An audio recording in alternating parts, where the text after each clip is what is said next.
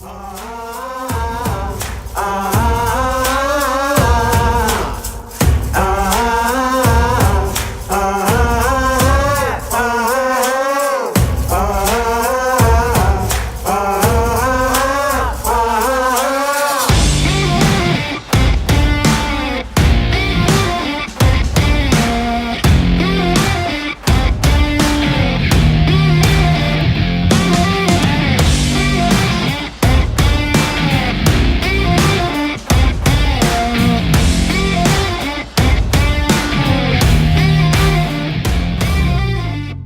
is my second expedition with the Nomadic Road. The first one was Iceland, which was a very, very, very wonderful trip. That was a first experience of a lifetime, like I can say. Venki and Nomadic Road made it extra special. The day Venki told me that he is doing Siberia, I signed up on the same day. I just told Venki I'm coming. I came back to Nomadic Road because my first expedition was to Argentina, and that experience was incredible. We had a lot of fun, it was exciting, a lot of adventure. Whenever there is a new adventure, Venki calls me and I book it. Going into Baikal, driving on ice, and in Siberia, I said, okay, I'm signing in. Yeah, I had not heard of Lake Baikal, but I had heard of the winters, the severity of the winter of Siberia here, and that. किधर इसका oh shit.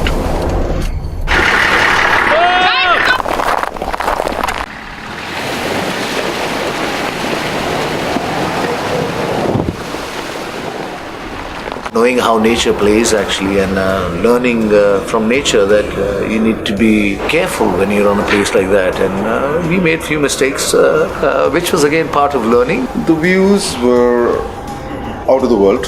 To see a frozen sheet of ice on which we are driving, and driving quite fast. I never thought that one could do that. This experience really made me appreciate nature and the power of nature. You know, it was like a dream for me to drive on the ice and snow. What experience you get, like riding on the lake, which is unheard of by me at least.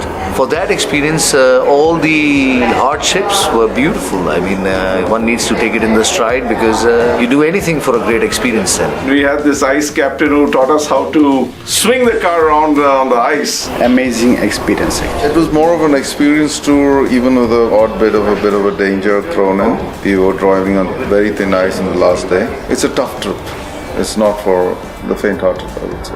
I feel very proud. We had gone to places which are not on Google. I tried very hard to check on the places. Nothing was available. It was virgin territory. You're going somewhere where you felt nobody's been because you didn't see any car tracks or anything. You were driving and it was completely white. But you don't see tourists going that far away. As an outsider, when you get to do something which is unique in a way because you're the first one to do it, it makes you feel great. It makes you feel that yes, you have achieved something. Yes, we have done it, and we are one of the first ones to have done this. It's a very, very, very, very proud moment for us. I was prepared. He had mentioned that it would be not a luxury or not even a semi-luxury trip, but it would be a different type of expedition. Might be after some time you like to challenge yourself, and that was one of the reasons I said yes, that would be something worth challenging to see it. I mean, our weather station stay, I would say, was for me the best one. What was available was given to you. There are no cutting corners. Now we are staying in Marriott.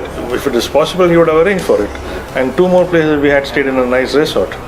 A spa and a resort and places like that. As far as survival is concerned, this was definitely something. So staying in accommodations like this really gives you a feel of what reality is and how people in these regions survive. It was definitely a very, very good experience. To tell you the truth, that's why we signed up for. If you want to do something and stay in good hotels, you're not going to do any adventure. You will be only do sightseeing. This is reality. This is how people live here, and we came here to experience that. And I think that is the time when you get to know people better, you get to bond with people better, and you start enjoying the expedition even more. I don't feel like I'm going with somebody else. It's now it's become my family, my friend, like that. The kind of bonding that we've managed to have is super. Amazing set of people. We just met as if we are long lost friends. And these are like college times. It's just fun and only fun. Well, I love the way Venki organizes things, and there's always an element of surprise. Go slow because it's slow.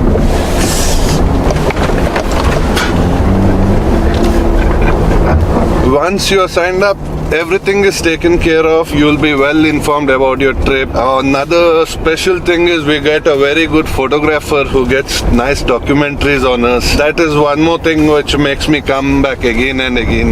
Nomadic guys, they think of the smallest detail, they go after everything.